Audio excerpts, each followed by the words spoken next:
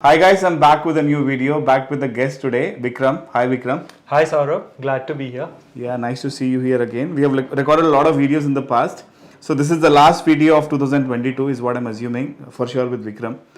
So the topic for today what we have chosen is the top 3 picks for the next year, which is 2023, which are good to invest. But to pick those top 3 picks, what is the underlying principles which you should definitely keep in mind? That's what we're going to discuss in this video. So Vikram, so before we go to those 3 picks, Yes. let's talk about the process of picking. In real estate, do you think there is a principle first? Because a lot of people invest based on emotions and hype. And some kind of gali vartalu, which we call in Telugu, isn't it? Right. Fake news is just to create some hype. But do you think, is there a concrete philosophy or underlying principles to invest? If yes, what are those according to you? Definitely, we have certain principles that we can bank on. But again, these are not like mathematical formulae. Okay. They will serve you as some guiding lights when you're trying to invest in real estate. Are they backed up by any data in the past? Definitely, these are all empirically proven Okay. sort of principles. Okay. But let me emphasize that these are not like mathematical formulae. I understand. These will definitely help you make a informed choice. Okay. They are like your guiding lights when you're trying to pick an area. And I primarily believe in 2 principles which have been verified world over in terms of urban geographies and the population densities of these areas. The first one is that irrespective of what goes on any other front, real estate prices are a clear function of population size and population density. Population size and population density. Yes, there is a This lot. is a global This phenomena. is a global fact. There's a Okay. wealth of data to prove this. Okay. Real estate prices are a function of population size and population density.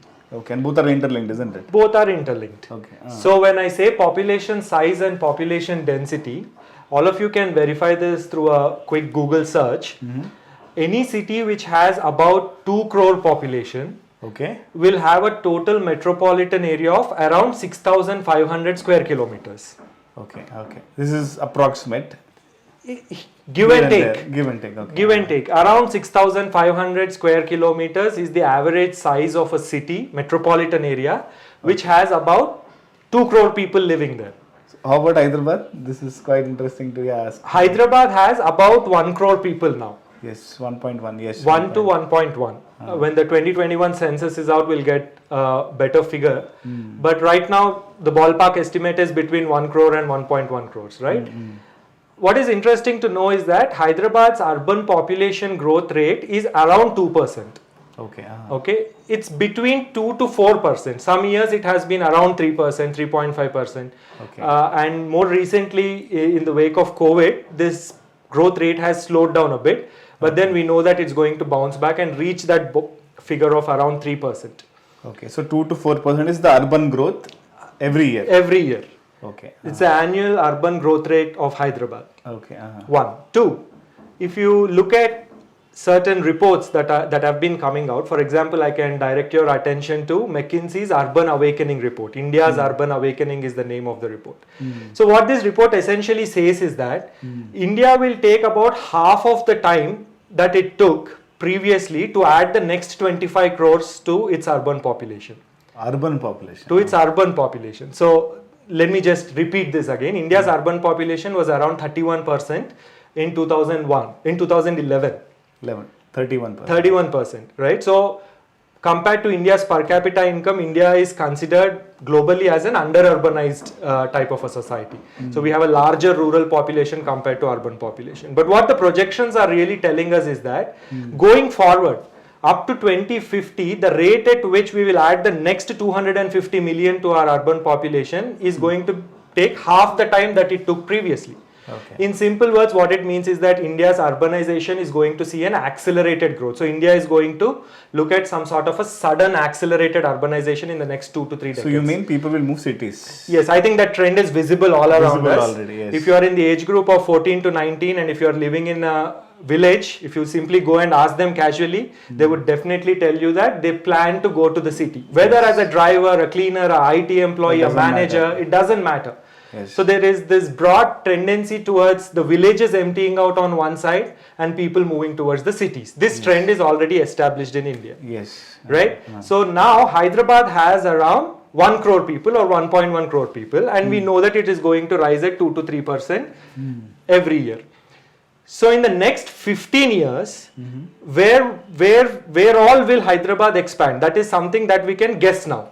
Okay. Isn't it? Yes. So let us just look at it. I'll tell you something very interesting going forward. So this is.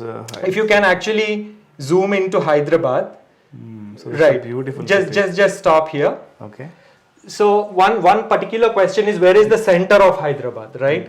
For some of us it is Gachibowli, for others it is Amirpet. So we talk about where is the center of Hyderabad, but the geographical center of Hyderabad is Charminar. Okay. All right, Charminar is at the geographical center of Hyderabad. So if you zoom in here, you will see Charminar. This is the geographical center of Hyderabad. So if I zoom out and show you, it is exactly in the It's center. exactly at the center of Hyderabad. Yes. See, this is where Charminar is, right? Now, Hyderabad has a circular pattern. So, we are saying that around 6,500 square kilometers is where the city will be. When Hyderabad's population is around 2 crores. That is what we are saying, isn't it? Yes. So, if you do pi r square area of a circle, that will be around 45 kilometer radius. Okay. That will be around 45 kilometer radius from Charminar. From Charminar. And there you have to look at the aerial distance, not the ground distance, to get the exact circular area. So now what is... If I draw an approximately of 45 distance, what exactly, let me tell you this. So if you draw 45 kilometers towards this Bangalore highway, you will reach Shadnagar. Okay. I'll just, yeah, you can draw it. You will reach Shadnagar, around 45 kilometers. Okay. Here you will reach Bhuvangiri. Okay. Here you will reach around Sangareddy, somewhere here. What do you find here? Why are these areas booming? Because of regional ring road. This is where your Hyderabad will be. So you mean to satisfy that 2 crore population demand, we have to have the city expansion. Exactly. So that is the law. That is what it has seen in the past, principles. Yes. So these are demographic principles. They are not based on real estate prices. On the other hand, real estate prices follow these demographic principles. What is interesting, Saurabh, is that if you look at the HMDA master plan that is made for the year 2031. They have the projection of 2 crores population. They have the projection of 2 crores population for 2031. That is why you see that all these areas are in HMDA regions. Yes. Yes. Sangareddy, Here and Shadnagar. Yes. They are all approximately in HMDA master plan. So they mean that by 2031 all this area will become residential. This is all Hyderabad. This is all Hyderabad. The new Hyderabad in 2031 is all inside the regional ring road. So you mean that we should not cross regional ring road in that case? I wouldn't say that. We'll come to that in a moment, but there is the second principle that I wanted to get across. Okay. That is in real estate economics called the catching up effect. Okay. Okay, there is something called as the catching up effect. Now, what is this catching up effect? Imagine we are in the year 2025 and somebody wants to come to Hyderabad and build a house, right? So, suppose if they go here in the west, suppose the price is 30,000 per square yard. And we say that currently the east is neglected, right? So, at the same distance, this person may find a plot at half the price, right? So, catching up effect essentially says that areas which are cheaper currently will grow faster compared to the areas that are already expensive. The reason is affordability. Affordability is the reason. Only reason. Only reason. Because people want affordable housing. Obviously, people want affordable housing because all of these economics are driven by the use value of land, that is housing. So, people will definitely choose affordability, and there will come a point when this will start rising at a faster rate compared to this.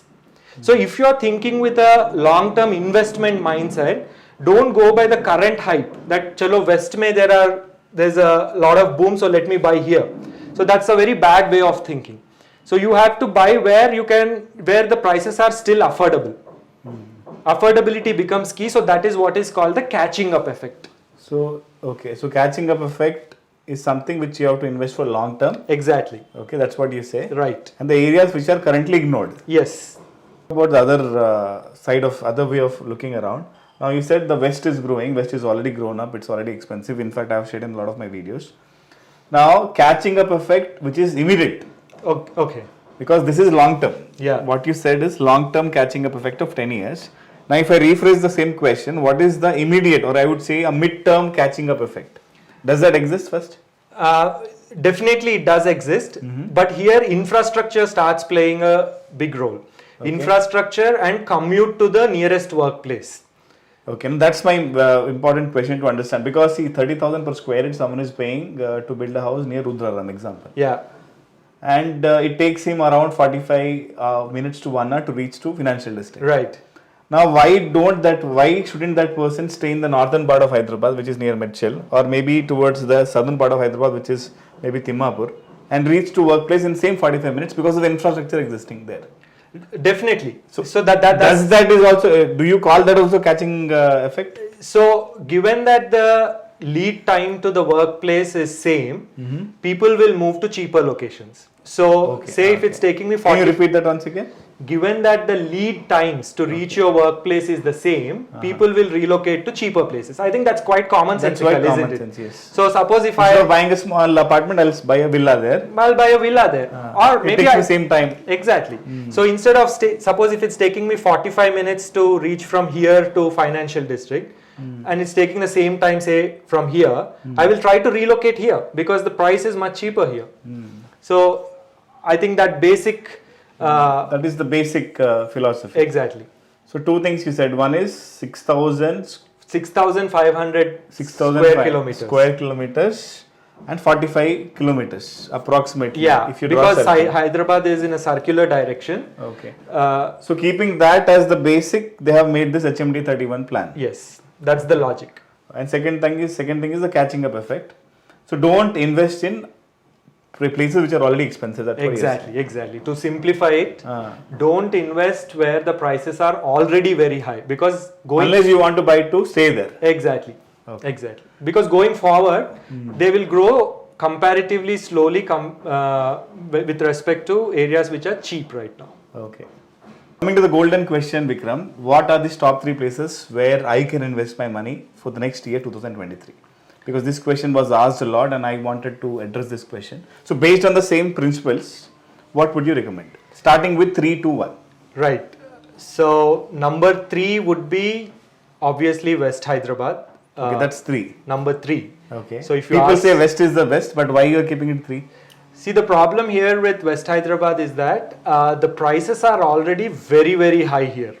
So if you cross Sangareddy and go up to Sadashivpet, you are getting plots around 20,000, 25,000. This is the range in which they are quoting the price here.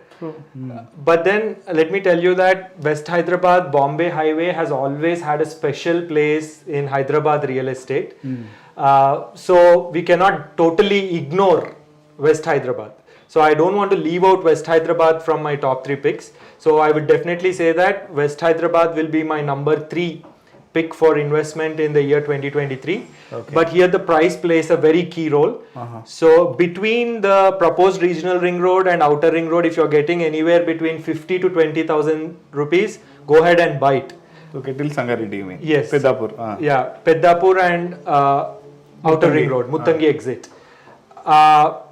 If you're crossing Peddapur, please don't invest more than 10,000 rupees per square yard, because here then the catching up effect is completely lost if you invest more than 10,000. But there is NIMS coming up, that is new catching up effect is what people are saying. Definitely NIMS will come up, but it has a long gestation period. You have to wait 5 to 8 years anyway. So if you're crossing regional ring road, I would say that if you want to really benefit from the price rise that's going to happen because of NIMS, then don't invest at more than 10,000 rupees. Okay, don't invest at more than 10,000 after crossing regional ring road. Definitely, yes. That's your third pick. What is your second pick? My second pick would be north of Hyderabad. Again, a very north of Hyderabad, ignored sort of an area. Till where? Up to Tupran. Okay, till Tupran, till the regional ring road is coming. Yes, till the regional ring road up to Tupran. Here the prices are, there are a lot of ventures here where you can still get very good deals. So definitely. It's already expensive, Vikram. I've traveled a lot in this highway. Medchal people are quoting 35-40,000. Yes. Do you think it justified investing at that price point? 35-40 is not justified, but up to Tupran, if you can find anything in the range of 20,000, definitely I feel that 15 to 20 is a great buy, because this area is going to see a good reason. What is the reason for this? Again, see, this is a completely ignored area, and this area has good urban settlements all over. All right, and it's well connected. Again, this Medchal is well connected to the outer ring road. So I definitely feel that this is a good buy going forward. Okay. What is the first pick? Like, this is the west is the third, second is the north. What is the first pick? I definitely think that South Bangalore highway should be your top pick in the next year, because of the proposed metro extension till airport. Okay. So if the airport is if the metro is really going to come to airport within next 3 years, as they claim, then definitely all these areas, Muchintal, Kottur, up to Shadnagar, they become very much inhabitable. Very true. And they are currently ignored, honestly. They are currently ignored, and compared to the west, right, here you can get cheap plots. Yes. Okay, very close to the outer ring road, you can get cheap plots on Bangalore highway. So I think 2023 is the year where you have to be highly price sensitive and price focused. Okay, don't spend 25,000, 30,000 per square yard if you're making an investment. Buy in the range of 15,000, 20,000 rupees, and then you'll be good. Okay. So Bangalore highway is purely because it is possible to buy in that range here around Kottur and all these areas up to Shadnagar. I would make it my first pick.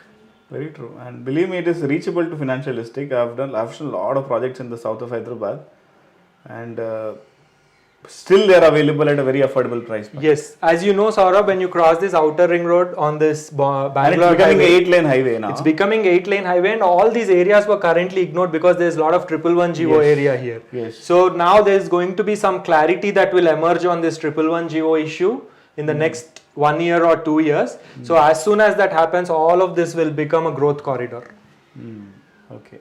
So our 45-kilometer mark was somewhere near Shadnagar, right? Yes. So between Shamshabad and Shadnagar would be a great buy in 2023. Okay. Summarize, Vikram, what you have said is first, in fact, let's start with the third. Third is the west of Hyderabad. Yes. Which is the Mumbai highway. You're saying that regional ring road and outer ring road, in between these two roads, you should invest around 15 to 20,000 per square. Yes. And outside regional ring road around 10,000 per square. Yes. Don't go beyond that. Okay. North, you said you can invest till Tupran. Yes. Okay, till the regional ring road, 15-20,000 rupees per square yard. Yes. And you feel that the highway was ignored for quite a long time, and already Medchal is expensive, so you have to go beyond Medchal and invest. Yes. And third one was the south of Hyderabad, because of the metro and the 8-lane highway, the work is going on. You believe that this area will become much more residential. Yes. And I think there are not many industries in this road as well, Yes. compared to the west of Hyderabad. So that's your first pick. Yes. Okay, perfect. So guys, I think that's all we wanted to discuss in this video. In fact, top 3 picks, in the sense he has given you the top 3 places, areas to invest. Now it's your responsibility to go there, check a project which is legally safe, which is nicely located, and it is a very good price point. Yes. In the price point which we have discussed. If you want any help in that, you can reach out to the numbers in the description box. My team will definitely help you. They'll help you take good decisions. And my team will in fact give you a list of projects which you can go and explore in all these 3 places. 2022 is ending. So I'll see you soon with a new video very soon in 2023. Till then, enjoy your new year. Wish you all a very happy new year. Thank you so much, guys. Thank you, Vikram, once again. My pleasure.